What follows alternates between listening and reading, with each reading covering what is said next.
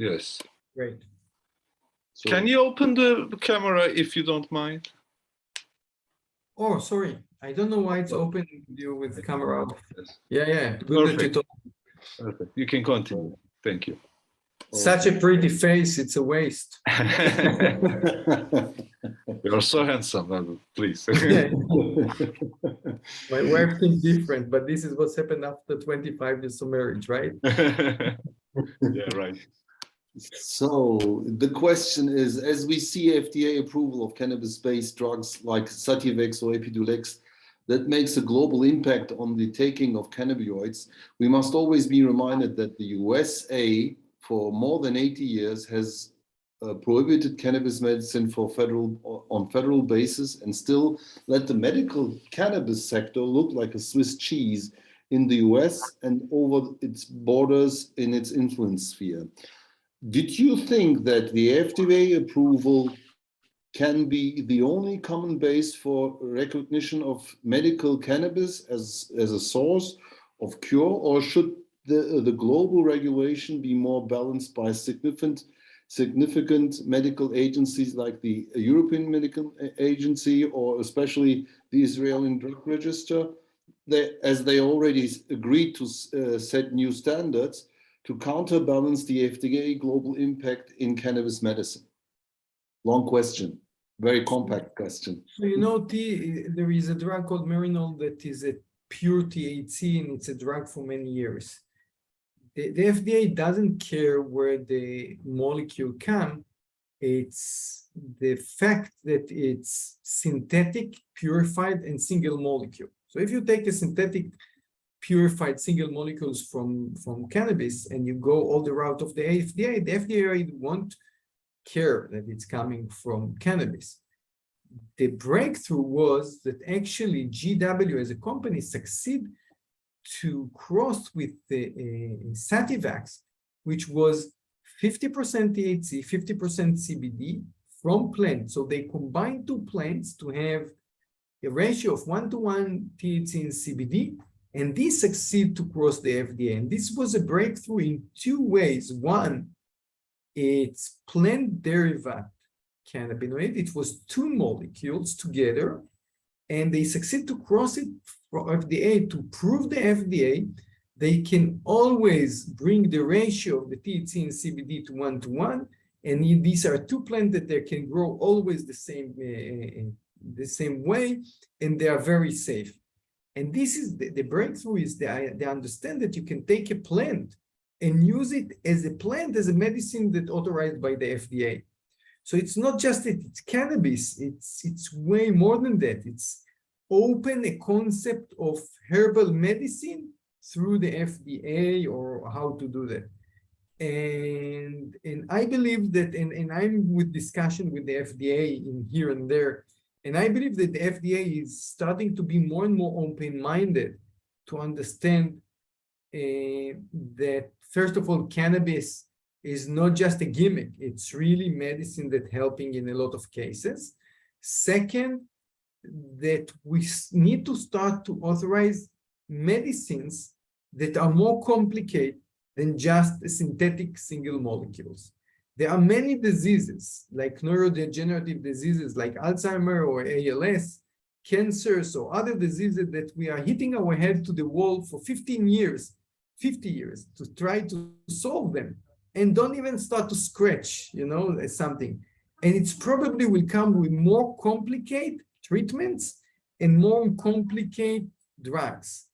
And cannabis is just harboring this complication inside, because of the many molecules that they are approaching many cells and affecting many receptors. You have it within in the cannabis. But I believe it's opening a door and a window to many herbal medicine, many plant medicines that will stay on the side for many years, like archinicea, ginkgo, types of mushrooms, because they were too complicated for the regulation to understand them, and they put them aside. And I think cannabis, more than the plant itself, it's opened a door to more complicated plant medicine. And I think this is the next 20 years, we'll see that more and more. Cannabis is already there. It's already opened the door. It's already, country like Israel, cannabis is a medicine. It's not a question. It's already, the regular thing. It's already the average person. So I think the next generation will be more plants, more complicated. There are still places in the world that are a little bit behind. In this morning, I gave a talk in Thailand. In Thailand, they're just starting to open. And, they are very proud that 3,000 patients are already getting that. And I'm thinking about the size of Thailand and the size of Israel. We have 130,000 patients getting, they have 3,000. So there is a lot to go ahead. Panama authorized cannabis, just like medical cannabis, like last week.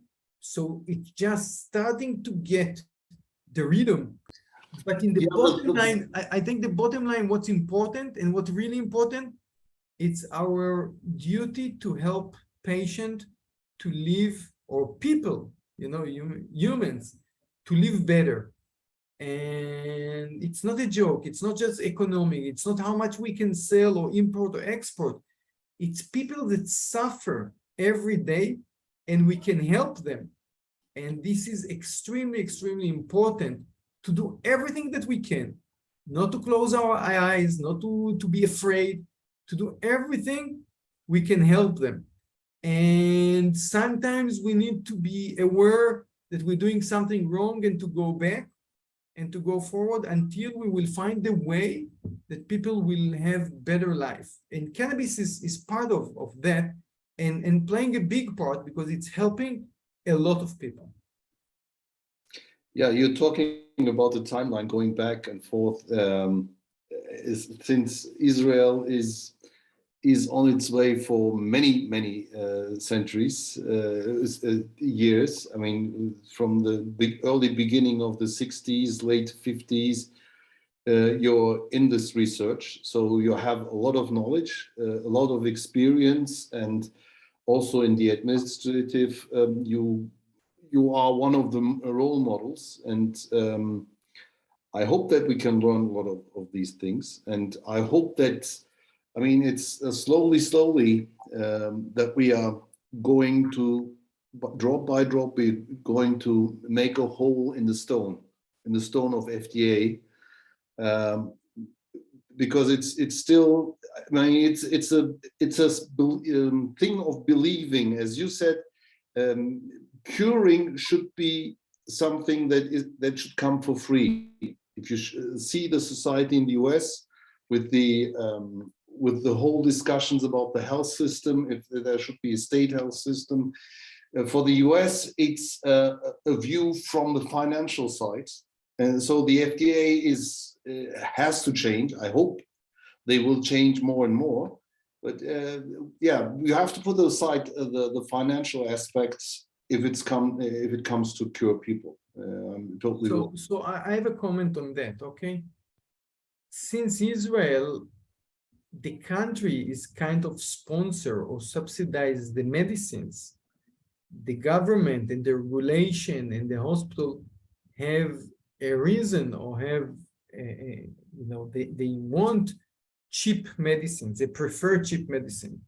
And this is one of the reasons why the regulator and the government here in Israel kind of pushing or helping the research. Because if cannabis can replace a medicine that costs a lot of money, there is interest to the government and the healthcare here to do that. And 5 years ago, I got sponsored by a company from the state. It's kind of a pharma company. But this guy that opened this company, he was a very rich person. He did few exits before that. And he opened a pharma company that the idea was to produce very cheap medicines for Africa and for other countries that can't pay. And when he saw my lecture, he donated $2.5 million to my lab, because he thought this is an amazing option for a cheap medicines for these countries. So I think our duty is to help, but also because cannabis is in the end very cheap medicine, there should be interest for government and for the healthcare to support it, because then it's easier and cheap treatment. So we need to know how to speak with the government and the regulation to convince them. This is part of the way to do that. And another section, and again, we did a clinical trial of 2,800 pain patients, and we showed that the patient that getting cannabis and being treated, actually, one of the effects that we see that more and more of them starting to work full-time job or partial-time job. So most of these chronic pain patients didn't work. They were so suffering and so that they was out of the circle of work. But starting to take cannabis, feeling better, more and more started to work. And this is another thing that convincing governments, that think about economy, that in the end, there is kind of conception, or at least, when I started to work in 2014, 15, people think, yeah, if somebody will now smoke cannabis, he will lay on the couch and do nothing. But actually, the results, it's exactly the opposite. 30% of them starting to work full-time job. Another 25% starting to work partial-time jobs. So economically, they are starting to work there. They are better. They're starting to be part of the society, but also they started to make money, pay taxes. If you calculate these kind of things, economically, actually, it's very, very important. And when you coming to the government, when I'm sitting in these committees and I'm showing this, it's changing the concept of the regulators, the government, which have a bad concept. Yeah, the guy will sit on the couch, he will smoke, he wouldn't do nothing. It's actually the opposite. Yeah. It is, I think it was 2 years ago when the health organization announced that they want to open the sector to much more affordable pain relievers. Instead of opioids, they can use cannabinoids. So I think that's one of the main reasons why the World Health Organization is supporting and opening more and more the convention about the use of cannabis in their decision making. So I hope, yes, we need more affordable medication because we can get more and more people who can get ill and who needs cure. Yes. So it was very nice talking to you. Thank you very much. Thank you for your time. And Yeah, thank you. I'm glad to meet you and making this interview. It's very helpful for us and very useful for you. It will be very useful for us. Thank you so much. Great. I hope you will have a lot of luck with that. And if you need anything else from me, I'm here for you. Okay? Thank you. Have a nice, happy New Year. Thank you very much. Happy New Year, yeah. I hope we'll stay in contact. We'll share the information that we made and the product that we made, and hope that you will find it good. I'm sure. Bye. Goodbye.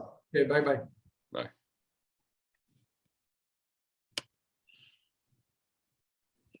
Kaldık.